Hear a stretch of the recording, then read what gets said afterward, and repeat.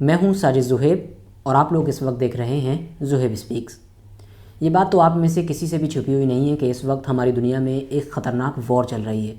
Russia जैसा जो ताकतवर देश है वो बड़ी तेज़ी के साथ यूक्रेन के अंदर एंटर हो रहा है। जगह जगह पर बॉम्ब फेंके जा रहे हैं। बेशुमार लोग अपनी जानें गंवा चुके हैं। हज़ारों की तादाद में लोग जो है यूक्रेन देश को छोड़ कर जा रहे हैं।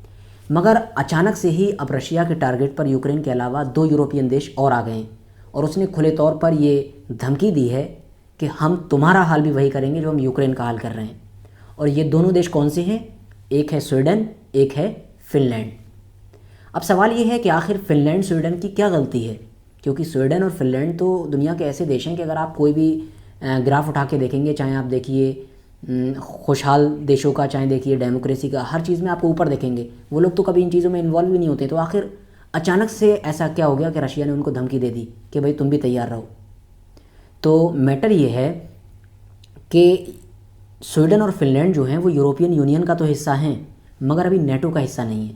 हालांकि जो स्वीडन और फिनलैंड के आसपास के जितने देश हैं, डेनमार्क हो गया आपका, और एक और पड़ोसी देश जो नॉर्वे हो गया, नीचे के जो छोटे छोटे देश हैं वो सब नेटो ज्वाइन कर चुके हैं। नेटो का मतलब वो ग्रुप के जो रशिया का सबसे बड़ा दुश्मन है वो सब ज्वाइन कर चुके हैं। मगर स्वीडन और जो फिनलैंड है उसने अभी तक ज्वाइन नहीं किया है।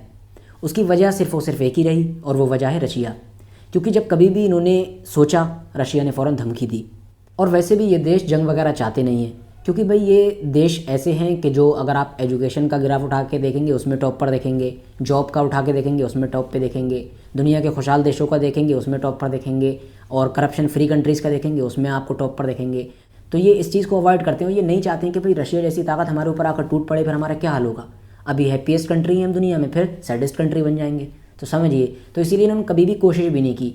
लेकिन अभी अचानक से हुआ ये कि जब यूक्रेन पर हमला हुआ और यूक्रेन का इतना बुरा हाल हो चुका है, तो इन दोनों ने अचानक से कहा कि भाई हम भी नेटो ज्वाइन करेंगे। यूक्रेन का हाल देखा तो डरे होंगे, कहा भाई हम भी अब जो है नेटो ज्वाइन करेंगे, क्योंकि हमें भी रशिया से बचना है।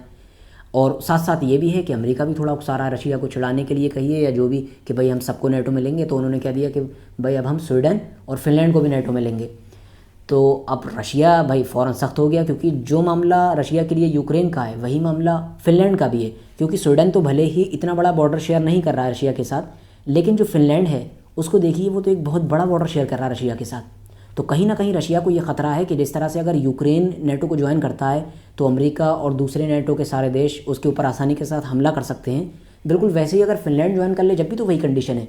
कभी भी अमेरिका चाहेगा या और भी जो नेटो के देश हैं, फ्रांस, जर्मनी, इटली, टर्की जैसे जितने भी देश हैं बड़े बड़े, वो कभी भी आसानी के साथ उसके ऊपर हमला कर सकते हैं, क्योंकि एक बड़ा बॉर्डर है जो उसके साथ शेयर हो रहा है। तो इसीलिए उन्होंने खुले तौर पर कहा है कि यूक्रेन की जो हालत है वो आपके लिए गवाह है, अगर आप नहीं संभलेंगे तो आपका भी वही हाल होगा। तो हुआ ये कि हमेशा की तरह जब रशिया ने धमकी दी तो स्वीडन और फिनलैंड ने भी जो है अपने इस इरादे को ठंडे बस्ते में डाल दिया। उन्होंने कैंसिल कर दिया कि अभी हमारा कोई इरादा नहीं है ऐसा सब कुछ करने का। क्योंकि जाहिर है भाई, नेटो ज्वाइन करने का मतलब ये थोड़ी है कि हमने कहा कि हम नेटो ज्वाइन कर रहे हैं, अमेरिका ने कहा हाँ ज्वाइन कर लो तो ज्वाइन हो जाएगा। नेटो ज्वाइन करने के लिए बाकायदा एक पूरा प्रोसेस होता है, बिल पास होता है वहाँ पर, उसके अलावा और भी बहुत सारे काम होते हैं। तो जब तक बारी आएगी, पूरा प्रोसेस होगा, जब तक तो पता नहीं क्या क्या हो जाएगा। क्योंकि यूक्रेन के साथ यही तो हुआ है। यूक्रेन कब से कहता आ रहा था कि भाई नेटो ज्वाइन करेंगे, नेटो ज्वाइन करेंगे, अमेरिका कह रहा है हाँ नेटो ज्वाइन करवाएंगे, नेटो ज्वाइन करवाएंगे, मगर क्या हुआ, आखिरी स्टेज में आके उसने हमला कर दिया और नहीं कर पाया, और अब शायद कर भी नहीं पाएगा। क्योंकि वॉर रुकेगी तो इसी शर्त पे रुकेगी ना कि यूक्रेन नेटो ज्वाइन ना करे, वरना तो अगर इस शर्त को नहीं माना गया तो यूक्रेन का वैसे भी हारना तय है। रशिया के सामने क्या मुकाबला होगा। फिलहाल आज की अपनी वीडियो को हम यहीं पर ख़त्म करते हैं।